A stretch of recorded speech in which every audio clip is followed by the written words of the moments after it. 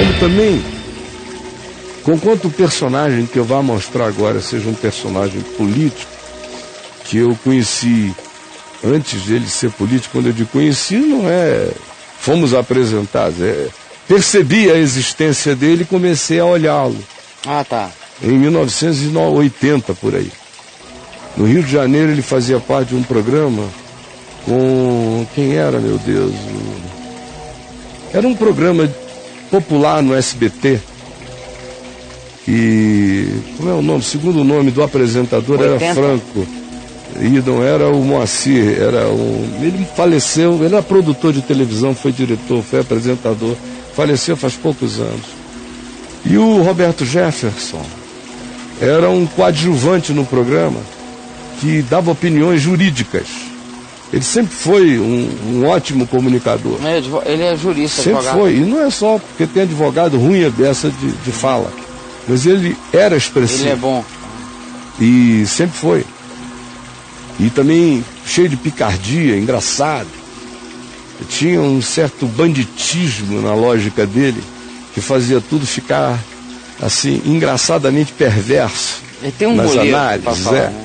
Depois ele foi eleito, aí tal, ele naquele tempo era muito gordão. Ele foi líder da tropa de choque do Collor, no tempo do impeachment. Ele era um defensor ardente do Collor. Ele disse que ele oferecia o peito para levar tudo no peito pelo Collor, no Planalto. Ele sempre foi essa figura cheia de muita basófia. Roberto Jefferson.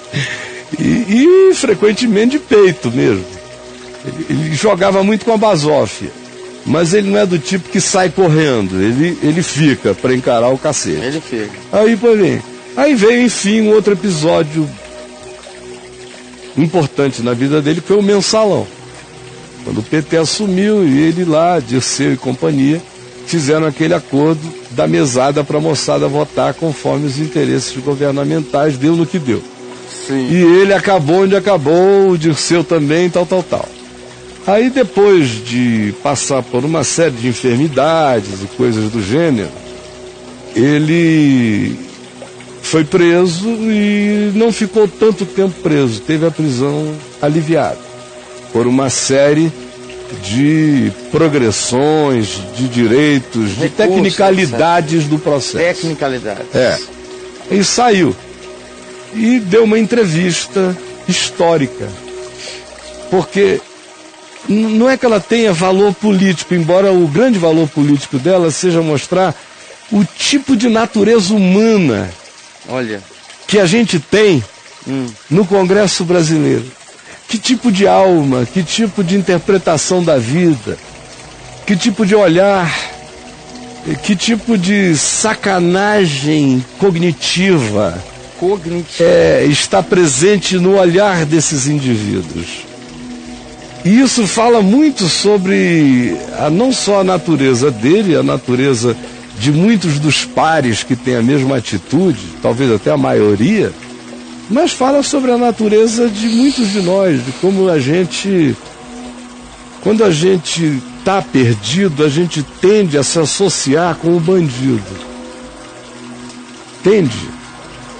Nunca aconteceu contigo? Claro. Você está ferradão, você torce por outros ferrados, porque se outros escaparem, você tem chance de escapar também. Claro, com certeza. Você fica do lado dos flagrados, porque se alguém arranjar um malabarismo, pode fazer jurisprudência para sua fuga. Você pode embarcar no trem da alegria. Trem da alegria. Então é sempre assim.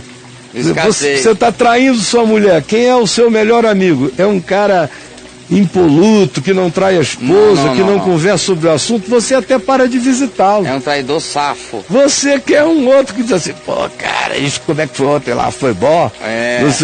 Não é? É sempre assim. E quando um é apanhado, você vai, pô, meu Deus, coitado do fulano. Coitado, porque se alguém apanhar no teu mesmo pecado, o teu pecado mesmo, é um prenúncio de que gente como você pode rodar a qualquer momento, o tempo todo. Também é uma confissão de não arrependimento que você assiste. A história passa por cima, trilha o cara, massacra, e ele continua ele. com o mesmo olhar, com a mesma atitude, talvez até um pouco mais endurecido. Meu Deus. Aí é horrível quando a gente faz assim. E aí eu disse já, relembro, é a segunda ou terceira vez, eu não estou falando só de eventos públicos e de personagens públicos. Eu quero que você traga isso para a sua vida. Porque existe um Jefferson dentro de todos nós. Olha só. Nunca esperou encontrar um bandido da mesma qualidade moral, intelectual que ele. Nunca esperou. É o bandido pelo qual mais torço, seu Eduardo Cunha. É o bandido pelo qual mais torço. Vai puxar a barba do Rasputin. Aquilo para mim é a coisa melhor que ele tem. Gelado, frio, equilibrado, pode fazer o que quiser. O Lula nunca esperou encontrar um adversário à altura. O Lula e o PT e esse Fórum de São Paulo, né, que são bandidos da laia do Eduardo Cunha. Topam tudo. Eles nunca esperaram encontrar um cara assim. Como é que Deus faz a coisa? Você botou um cara ali geladinho, joga o jogo, qualquer jogo ele joga, qualquer parada ele topa. E sabe onde aperta o calo do outro bandido. O que me preocupa são as filhas e as esposas.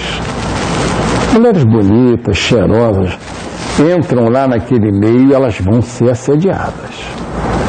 Elas vão acordar com aquelas mulheres, com aquelas manias que têm, deitadas na cama, vão resistir uma noite, vão apanhar na cara, elas vão denunciar, vão apanhar de novo, e o cara vai ter que aturar isso. Então, as pessoas têm que ter isso no foco. Ali, aquele ambiente prisional é troço muito duro, é muito triste, é muito pesado. Então, a família, o cara tem que salvar, procurar resguardar, não é expor a esposa, expor a filha. Tem que ter cuidado, isso é que me preocupa com o Eduardo. Então não ataca a justiça, não ataca o Ministério Público, não ataca o Judiciário. Respeita, ele está respondendo. O cara tem 20 contas lá fora, no exterior, nunca declarou. Gastos milionários em cartão de crédito. Fica quieto, traz para si aquilo e tira a esposa e tira a filha. Se o cara passar por isso, um homem passar por isso, tudo bem, mas a esposa dele não, a filha dele não, ele não pode permitir. Você entende isso, Luciano? É a única preocupação que eu tenho com o Eduardo. E aí, brother? É isso aí. Mas Olha só. Porque na hora que ele fala assim, mais sério sobre a esposa, quando o cara diz isso e diz publicamente, depois que os fatos já são factuados e não tem mais volta, é quase uma descrição do que eventualmente aconteceria. Aí quando diz o que me preocupa no Eduardo, aí descreve a coisa toda, já não é uma preocupação porque está para além do Eduardo retroagir, puxar a coisa para trás. Não existe mais isso. Não. Já é uma angústia para o Eduardo, que em nome da preocupação pelo Eduardo se semeia no coração do Eduardinho. Aí o banditismo não cessa nunca, até a preocupação de um outro embandidado não carrega misericórdia, só carrega perversidade. É uma preocupação retórica para perversificar o processo do que vem. Então, essa é a alma, esse é o espírito. Sim, de boa parte desse pessoal que está aí. Sim. Claro que não são todos assim. Eu tenho um amigo, Caio, que foi muito influente na política aqui, local, né? E eu estava conversando com ele semana passada, eu tive um encontro com ele e tal. Ele já não está mais atuando nessa área. Aí eu falei, e aí, o que você acha que está acontecendo? Ele falou, o problema do PT é que o PT não aceitou pegar só 10%. O PT quis 50%. E aí 50% quebra, não pode, você tem que pegar só 10%. Foi a frase que ele me falou, assim. Bom, uma boa. Eu quero trazer isso para a vida pessoal e para cada um de nós e perguntar se o seu olhar, não ficou assim, estilo Roberto Jefferson. E sobretudo, porque qualquer coisa que, por exemplo, você fale nas redes sociais hoje em dia, você vê como o mundo está lotado de gente para quem os fins justificam os meios, completamente. Não adianta você levantar uma questão de princípios. Ela vai ser combatida com alguma tecnicalidade jurídica. Não adianta você levantar uma questão de valor ético do Evangelho. Virou tolice. Cristãos vão rebater dizendo não é prático. Não adianta. Eu não sei o que sobrou de Evangelho para a maioria dos cristãos. Eu estou vendo aturdido que coisas que eram óbvias, eram axiomáticas na percepção da fé antes, estão relativizadas pelo pragmatismo do processo. Ora, eu também vejo a quantidade de Jeffersons fazendo contrapostos, aonde você posta uma coisa no seu ambiente, chega um monte de maluco e gargalhando de tudo, mostrando a alma embandidada que tomou conta também de muitos de nós.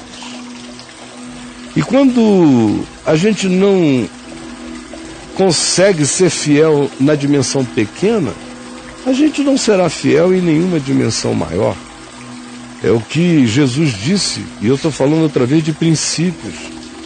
Se você não é fiel nas suas relações humanas, cotidianas, dentro de casa, como você será fiel sobre qualquer outra coisa grande sobre a qual você faça gestão? Não será gestão, será má gestação de qualquer outra coisa, como a gente falou antes. Traga para a sua vida, para o seu coração, e se pergunte o quão corrompido eu fiquei e não notei. Em nome do que eu justifico a morte dos princípios do Evangelho em mim? Em nome dos outros? É porque outros também pecaram? Como eu encontrei a vida inteira dizendo, eu estou com ódio, pastor, porque eu pequei, é verdade, eu pequei, mas todos os que me acusaram pecaram também. Enquanto isso, ninguém se converte, nem eles e nem você. Nem eles e nem você. É sempre assim. Quando você não faz o processo de arrependimento, não aprendeu com o seu próprio erro, você se nivela por baixo com os outros e escolhe a pior parte. E aí, princípios são nulificados. E você escolhe tentativas de justificação de casuísmos, de comparações, eles também fizeram. Tenta convencer todo mundo a nivelar por baixo. Isso está acontecendo no Evangelho agora. Em todos os níveis. Em todos os níveis. E na política é a mesma coisa. Jesus, são dias muito estranhos onde as nossas almas estão sendo corrompidas e a gente não nota, não percebe como nós nos empedramos, nos enlaçamos pessoalmente, individualmente, no coração, nos nossos relacionamentos e vínculos. A gente nutre estranhos prazeres perversos no coração. Por favor, hoje, que o teu Espírito nos traga a revelação de como nós mesmos nos tornamos pervertidos, como nós mesmos, quando concitados, quando chamados a andarmos para cima, como diz o profeta, preferimos andar para baixo e nos nivelarmos por baixo e buscarmos em Adão a nossa justificação e não em Cristo a nossa salvação. sempre nos comparando com o pior do mundo para continuarmos sem conversão na alma. Por favor, ajuda-nos a entender, a partir dos grandes episódios nacionais até as particularidades do nosso auto-engano, da nossa mentira, da nossa tentativa de nos escondermos da verdade, nos comparando com a maldade do próximo. Ó Espírito Santo, abre o entendimento de todos e dá que a palavra desta simplicidade seja iluminadora. É o que eu te imploro.